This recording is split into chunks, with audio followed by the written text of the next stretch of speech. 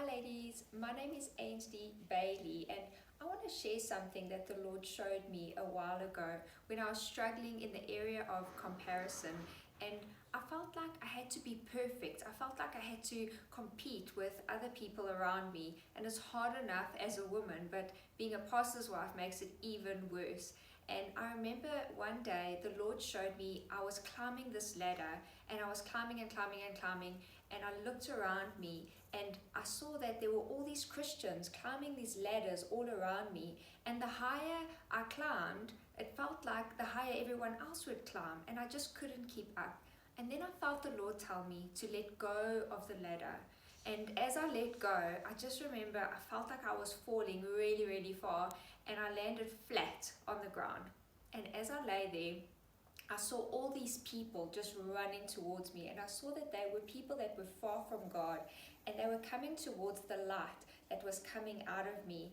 And I felt the Lord say that when we as Christians compare ourselves with one another, we get so high up in the clouds that the world cannot see us and the world cannot see Jesus. And when the people were running towards me, I saw that they were eating the light that was coming out of me. It was like they were tasting Jesus. And as I lay there in surrender, I felt the Lord say that that is when they see Jesus. And it led me to the scripture in Galatians 6 verse 4, which says, "Pay careful attention to your own work, for then you will get the satisfaction of a job well done, and you won't need to compare yourself with anyone else." So I just want to encourage you to not compare yourself.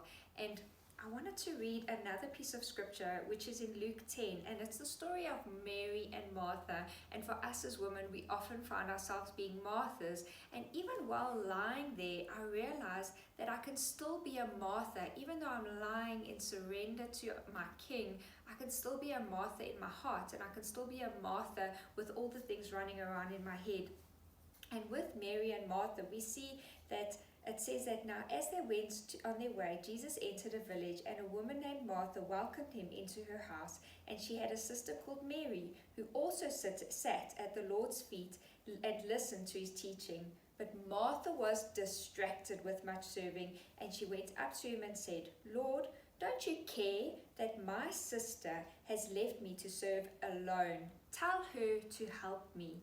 But the Lord answered, "Martha, Martha, you are anxious and troubled by many things, but one thing is necessary. Mary has chosen the good portion, which will not be taken away from her."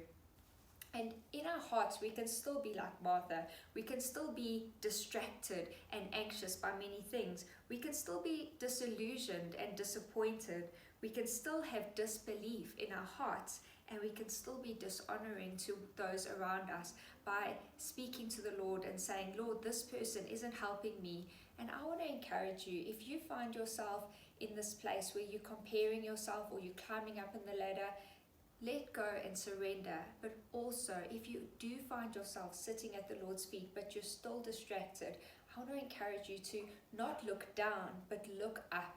Look into the eyes of Jesus. He wants to lift your head. He's saying, "Listen to me." And he's saying, "Let me pour my love into you." And I want to encourage you to do that.